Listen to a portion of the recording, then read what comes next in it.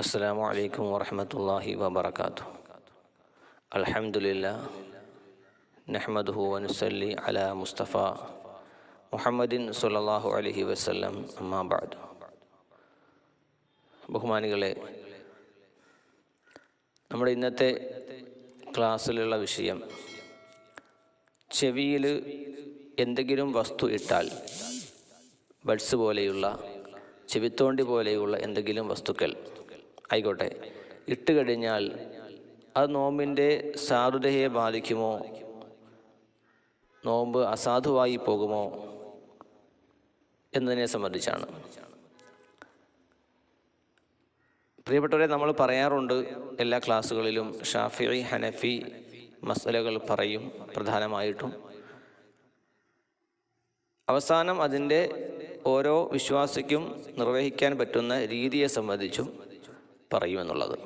അതുകൊണ്ട് ആദ്യം മുതൽ അവസാനം വരെയും കേൾക്കാൻ തയ്യാറായാൽ മാത്രമേ ഇതിൻ്റെ വൽഹാസിൽ മൊത്തത്തിൽ ആകെ തുക എന്താണെന്ന് ബോധ്യപ്പെടുകയുള്ളൂ, ഉപകാരപ്പെടുകയുള്ളൂ. ആദ്യമായി ഷാഫിഈ മദ്ഹബ് അനുസരിച്ച് ചെവിക്കകത്തേക്ക് എന്തെങ്കിലും വസ്തു ഇട്ട് കഴിഞ്ഞാൽ, നമ്മുടെ പ്രതിപാദ്യ വിഷയമാകുന്ന ബഡ്സ് ഇട്ട് കഴിഞ്ഞാൽ നോമ്പിനെ ബാധിക്കുമോ ഇല്ലയോ എന്ന് ചോദിച്ചു കഴിഞ്ഞാൽ, ഷാഫിഈ മദ്ഹബ് അനുസരിച്ച് ഒരു വസ്തു തുറക്കപ്പെട്ട ദ്വാരത്തിലൂടെ, പ്രകൃതിപരമായി തന്നെ തുറക്കപ്പെട്ട ദ്വാരത്തിലൂടെ പ്രവേശിച്ചു കഴിഞ്ഞാൽ, കടന്നു കഴിഞ്ഞാൽ, അത് മനഃപൂർവ്വമാണ് എങ്കിൽ നോമ്പ് നഷ്ടപ്പെടും എന്നുള്ളതാണ്. ഉള്ളിലേക്ക് പോയി കഴിഞ്ഞാൽ നോമ്പ് നഷ്ടപ്പെടും എന്നുള്ളതാണ്. അപ്പോൾ പിന്നെ പ്രത്യേകിച്ച് പറഞ്ഞറിയിക്കേണ്ട കാര്യങ്ങളൊന്നുമില്ല. ബഡ്സ് ആണെങ്കിലും, അത് ചെവിത്തോണ്ടിയാണെങ്കിലും, മറ്റെന്ത് വസ്തുക്കളാണെങ്കിലും ചെവിക്കുള്ളിലേക്ക് പോയി കഴിഞ്ഞാൽ, ചെവിക്കുള്ളിലേക്ക് കടത്തിക്കഴിഞ്ഞാൽ നോമ്പ് നഷ്ടപ്പെട്ടത് തന്നെയാണ്, നോമ്പ് ഖളാ വീട്ടേണ്ടി വരും. രണ്ടാമതായി ഹനഫി മദ്ഹബ്. ഹനഫി മദ്ഹബ് അനുസരിച്ച് നോക്കുമ്പോൾ അവിടെ കുറച്ച് വ്യത്യാസം കാണാം. അതായത് തുറക്കപ്പെട്ട ദ്വാരങ്ങളിലൂടെയാണെങ്കിലും, പ്രത്യേകിച്ച് മൂക്ക്, വായ, അതേപോലെ തന്നെ ചെവി, ഇവയിലൂടെ ഒരു വസ്തു പോയാൽ, ഇവയിലൂടെ ഒരു വസ്തു ഉള്ളിലേക്ക് ചെന്നാൽ അത് ആമാശയത്തിലേക്ക് എത്തിയിട്ടില്ല എങ്കിൽ, ആമാശയത്തിലേക്ക് എത്തിയിട്ടില്ല എങ്കിൽ തൊണ്ടയിലേക്ക് എത്തിയിട്ടുള്ളൂ, അതുപോലെ അങ്ങനെയുള്ള ഉള്ളിലേക്ക് എത്തിയിട്ടുള്ളൂ എന്ന് മാത്രമല്ല, ഉള്ളിലേക്ക് എത്തിയിട്ടുള്ളൂ, ആമാശയത്തിലേക്ക് എത്തിയിട്ടുമില്ല എന്ന് വരികയും, എന്ന് മാത്രമല്ല അതോടൊപ്പം തന്നെ ഈ വസ്തുവിൻ്റെ ഒരറ്റം, ഈ ഉള്ളിലേക്ക് പോകുന്ന വസ്തുവിൻ്റെ ഒരറ്റം ഈ ശരീരത്തിൻ്റെ പുറത്തുള്ള വസ്തുവുമായി ബന്ധമുണ്ടെങ്കിൽ, അതായത് ഒരാൾ ഒരു സാധനം ഇട്ടു, അതിൻ്റെ മറ്റേ അറ്റം അയാളുടെ കയ്യിലാണുള്ളത്, ഒരു ബന്ധമായി, അങ്ങനെയാണ് എങ്കിൽ നോമ്പ് നഷ്ടപ്പെട്ടു പോവുകയില്ല എന്നാണ്. നമ്മൾ കോവിഡ് ടെസ്റ്റുമായി ബന്ധപ്പെട്ട് നമ്മൾ പറഞ്ഞിരുന്നു അങ്ങനെയൊരു കാര്യത്തെ സംബന്ധിച്ച്. ഇത് പറഞ്ഞതുപോലെ തന്നെ ഇപ്പോൾ ചെവിക്കകത്തേക്ക് ഈ ബഡ്സ് പോലെയുള്ള സാധനങ്ങൾ ഇട്ട് കഴിഞ്ഞാൽ, നമ്മൾ എന്താണെങ്കിലും ചെവി അകത്തുള്ള കാര്യങ്ങൾ ഇങ്ങനെ പുറത്തെടുക്കുമ്പോൾ നമ്മുടെ കൈകൊണ്ടാണ് അത് പുറത്തെടുക്കുന്നത്. കൈകൊണ്ട് നമ്മൾ ബഡ്സ് പിടിക്കുകയാണ് ചെയ്യുന്നത്, ബഡ്സിൻ്റെ അറ്റത്ത് പിടിക്കുകയാണ് ചെയ്യുന്നത്. നമ്മുടെ ആ ബന്ധം വിട്ടുപോകുന്നില്ല, പൂർണ്ണമായിട്ട് അത് ഉള്ളിലേക്ക് ഇട്ട് കളയുന്നില്ല. അതിൻ്റെ ഒരറ്റം കൈയിനാൽ ബന്ധിക്കപ്പെട്ടിരിക്കുകയാണ്. അപ്പോൾ ആ നിലയിലാണ് എങ്കിൽ, പൂർണ്ണമായിട്ടും അത് ഉള്ളിലേക്ക് വിട്ടുകിടക്കുന്ന അവസ്ഥ ഉണ്ടായിട്ടില്ല എങ്കിൽ നോമ്പ് നഷ്ടപ്പെട്ടു പോവുകയില്ല എന്നാണ് മാലിക്കി മദ്ഹബിൻ്റെ അഭിപ്രായവും. ഫുഖഹാക്കളായ മഹാന്മാർ, മാലിക്കി മദ്ഹബിലെ ഫുഖഹാക്കൾ പറയുന്നത് ഈ അഭിപ്രായം തന്നെയാണ്. നനവില്ലാത്ത വസ്തുവാണ് എങ്കിൽ, ദ്രാവകമല്ലാത്ത ഏത് വസ്തുവും ഉള്ളിലേക്ക് ആമാശയത്തിലെത്താതെ തൊണ്ടയിലേ എത്തിയിട്ടുള്ളൂ, അല്ലെങ്കിൽ ഉള്ളിലേക്ക് പോയിട്ടുള്ളൂ എങ്കിൽ നോമ്പ് നഷ്ടപ്പെട്ടു പോവുകയില്ല എന്നാണ്. അപ്പോൾ ഈ രണ്ട് മദ്ഹബ് അനുസരിച്ചും നമ്മൾ സംസാരിക്കുമ്പോൾ, ചിന്തിക്കുമ്പോൾ നോമ്പ് നഷ്ടപ്പെടുകയില്ല എന്നുള്ളതാണ്. അപ്പോൾ ഇവിടെ നാം മനസ്സിലാക്കേണ്ടത്, ഒന്ന് ഷാഫിഈ മദ്ഹബ് അനുസരിച്ച് നോമ്പ് നഷ്ടപ്പെട്ടു പോകുമെന്നും, ഹനഫി മാലിക്കി മദ്ഹബിന് അനുസരിച്ച് നോമ്പ് നഷ്ടപ്പെട്ടു പോകുകയില്ല എന്നുമാണ്. ഇവിടെ നമ്മൾ എന്താണ് സ്വീകരിക്കേണ്ടത്, എന്താണ് തീരുമാനിക്കേണ്ടത്? പ്രിയപ്പെട്ടവരെ, ഷാഫി മദ്ഹബിൻ്റെ കണിഷ്ഠത ഖുർആനും ഹദീസും പരിശോധിച്ചുകൊണ്ട് ഷാഫി മദ്ഹബിൻ്റെ ഉലമാക്കളായ മഹാന്മാർക്ക് കിട്ടിയത് ഇപ്രകാരമുള്ളൊരു വസ്തുതയാണ്, ഇപ്രകാരമുള്ളൊരു റിസൾട്ടാണ്.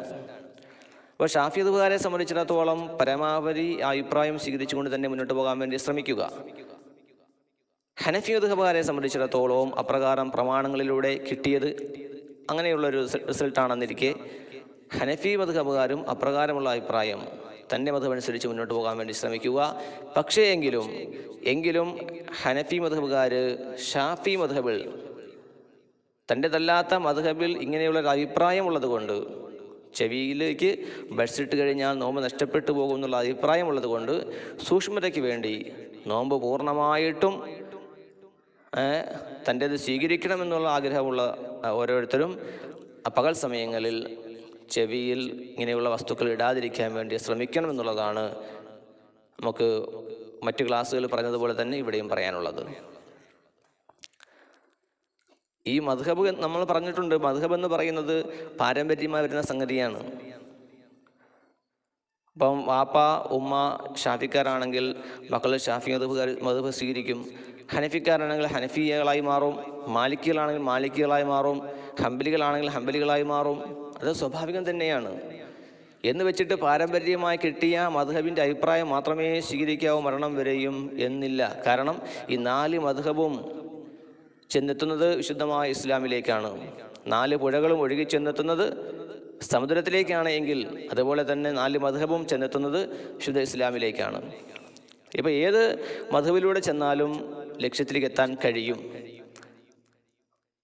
അതുകൊണ്ട് തന്നെ ഓരോ മദ്ഹബുകാരും അവർക്ക് പാരമ്പര്യമായി കിട്ടിയ മദ്ഹബ് അനുസരിച്ച് മുന്നോട്ട് പോകാൻ ശ്രമിക്കുക. എന്തെങ്കിലും സാഹചര്യങ്ങൾ ആവശ്യങ്ങൾ വരുമ്പോൾ മറ്റുള്ള മദ്ഹബിനെ സ്വീകരിച്ചുകൊണ്ട് നമ്മുടെ ഇബാദത്തുകൾ പൂർണ്ണമായി നഷ്ടപ്പെടുത്തി കളയാതെ മുന്നോട്ട് കൊണ്ടുപോകാൻ കഴിയുമെന്നുള്ളതാണ്. അപ്പോൾ ഇവിടെ നമുക്ക് പറയാനുള്ള മുഖ്യമായ വിഷയം, നമ്മൾ പറഞ്ഞല്ലോ ഹനഫി മദ്ഹബിൻ്റെ വീക്ഷണം പറഞ്ഞല്ലോ, മുമ്പ് നഷ്ടപ്പെട്ടു പോവുകയില്ല എന്നുള്ളത്. അപ്പോൾ ഇവിടെ ഷാഫികൾക്ക് എന്ത് ചെയ്യാൻ കഴിയും? ഷാഫികളായ ആൾക്കാർ നോമ്പ് നഷ്ടപ്പെട്ടു പോകും ബഡ്സ് പോലെയുള്ള വസ്തുക്കൾ ചെവിയിലേക്ക് ഇട്ട് കഴിഞ്ഞാൽ എന്നുള്ള സ്ഥിതിക്ക് എന്ത് ചെയ്യാൻ കഴിയും? കാരണം എല്ലാവരുടെയും അവസ്ഥ ഒരേപോലെ ആയിരിക്കില്ല. ചിലപ്പോൾ ചെവിയിൽ കാര്യമായ ചൊറിച്ചിൽ അനുഭവിക്കാം. റമളാനിൻ്റെ പകലിൽ കാര്യമായ ചൊറിച്ചിൽ ചെവിക്കകത്ത് വന്നു. ബഡ്സ് ഇട്ടില്ലെങ്കിൽ അല്ലെങ്കിൽ ചെവിത്തോണ്ടി ഇട്ട് അതെടുത്ത് കളഞ്ഞില്ലെങ്കിൽ, ചെവിക്കായം എടുത്ത് കളഞ്ഞില്ലെങ്കിൽ കൂടുതൽ അസ്വസ്ഥമായൊരവസ്ഥയിലേക്ക് എത്തുകയും നോമ്പിൻ്റെ ആ കാര്യങ്ങൾക്ക് ഒരു പ്രയാസം അനുഭവിക്കുകയും ചെയ്യുമെന്ന് ബോധ്യപ്പെട്ട് കഴിഞ്ഞാൽ അവനൊന്നും പേടിക്കാനില്ല, നിരാശപ്പെടേണ്ട ആവശ്യം എനിക്കില്ല. ഞാൻ ഷാഫി മദ്ഹബുകാരനാണല്ലോ എന്നുള്ള ആ സന്ദർഭത്തിൽ അത് തന്നെ സ്വീകരിക്കണമല്ലോ എന്നുള്ള ചിന്തയും വേണ്ട, വേവലാതിയും വേണ്ട. ഹനഫി മദ്ഹബിൻ്റെ അഭിപ്രായം സ്വീകരിച്ചുകൊണ്ട് തന്നെ അവന് ആ ചെവിയുടെ ആ ബുദ്ധിമുട്ട് മാറാൻ പരമാവധി അവൻ നോക്കുക. പക്ഷേ നല്ല പ്രയാസമുണ്ട്, ബുദ്ധിമുട്ടുണ്ട് എങ്കിൽ, സഹിക്കാൻ പറ്റുന്നതല്ല എങ്കിൽ അവന് ബഡ്സ് ഇട്ടുകൊണ്ട് അതെടുത്ത് കളയാവുന്നതാണ്. ചിലപ്പോൾ ചില സാഹചര്യങ്ങളിൽ ചിലർക്ക് ധാരാളമായ ഈ കാലങ്ങൾ മുന്നോട്ട് പോയതിൻ്റെ പേരിൽ ചെവിക്കായം അടഞ്ഞുകൊണ്ട് വല്ലാത്ത ബുദ്ധിമുട്ടുണ്ടാകാറുണ്ട്. എപ്പോഴും നിത്യമായ ചെവിവേദന ഉണ്ടാവാറുണ്ട്. ഡോക്ടറെ സമീപിക്കുമ്പോൾ ഡോക്ടർ പറയും മരുന്ന് തരാം, 2-3 ദിവസം ഒഴിക്കൂ, ഒഴിച്ച ശേഷം അതെടുത്ത് കളഞ്ഞാൽ മതി. അപ്പോൾ ചെവിയിൽ അങ്ങനെ രാത്രി സമയങ്ങളിൽ നോമ്പല്ലാത്ത സമയത്ത് ചെവിയിൽ ഒഴിക്കുക, മരുന്നൊഴിക്കുകയും 2-3 ദിവസം കഴിഞ്ഞപ്പോഴാണ് അതിൻ്റെ അഴുക്ക് ഇളകി പുറത്തു വരുന്നത് എങ്കിൽ നോമ്പുകാരനാണെന്ന് വെച്ചിട്ട് നമ്മൾ പ്രയാസപ്പെടേണ്ട ആവശ്യമില്ല. അപ്പോൾ ആ സമയത്ത് എടുത്തു കളയേണ്ടതായ സാഹചര്യത്തിലാണ് ഉള്ളത് എങ്കിൽ, അല്ലെങ്കിൽ ഒരു അസ്വസ്ഥമായ അവസ്ഥ ഉണ്ടാകുമെങ്കിൽ അപ്പോൾ തന്നെ ബഡ്സ് ഉപയോഗിച്ചുകൊണ്ടോ ചെവിത്തോണ്ടി ഉപയോഗിച്ചുകൊണ്ടോ ഏത് മദ്ഹബുകാരനാണെങ്കിലും ശരി എടുത്തു കളയാവുന്നതാണ്. പക്ഷേ ആ സമയത്തും ഇന്ന മദ്ഹബിൻ്റെ അഭിപ്രായമാണ് ഞാൻ സ്വീകരിക്കുന്നത് എന്നുള്ളൊരു ബോധ്യമുണ്ടാവണം. അതല്ലാതെ ഏത് സമയത്ത് എപ്പോഴും സ്വീകരിക്കാം, എന്നും ചെയ്യാം എന്നുള്ളൊരു തോന്നിയ മാസത്തിലേക്ക് നമ്മുടെ മദ്ഹബിൻ്റെ കാര്യങ്ങൾ ഇപ്പോൾ എത്തിപ്പെടാൻ പാടില്ല. നമുക്കറിയാം ഏത് വിഷയത്തിലാണെങ്കിലും ശരി പല നിയമങ്ങൾ വ്യത്യസ്തമായ മേഖലകളിൽ വ്യത്യസ്തമായ നിയമങ്ങളായിരിക്കും ഉണ്ടാവുക. അപ്പോൾ എല്ലാ നിയമങ്ങളിൽ നിന്നും ഓരോന്നോരോന്ന് എടുത്തു കഴിഞ്ഞാൽ ഏത് കാര്യങ്ങളുടെ മേഖലയാണെങ്കിലും ശരി അത് താറുമാറാകും, അതിൻ്റെ വ്യവസ്ഥയ്ക്ക് കോട്ടം വരും എന്ന് പറഞ്ഞതുപോലെ തന്നെ ശുദ്ധ ഇസ്ലാമാകുന്ന ഈ 4 മദ്ഹബ്, ഈ 4 മദ്ഹബിൽ ഏത് മദ്ഹബും ഇഷ്ടമുള്ളത് സ്വീകരിക്കുക എന്നുള്ള അവസ്ഥ വന്നു കഴിഞ്ഞാൽ അത് തോന്നിയാസം എന്നാ പറയുക.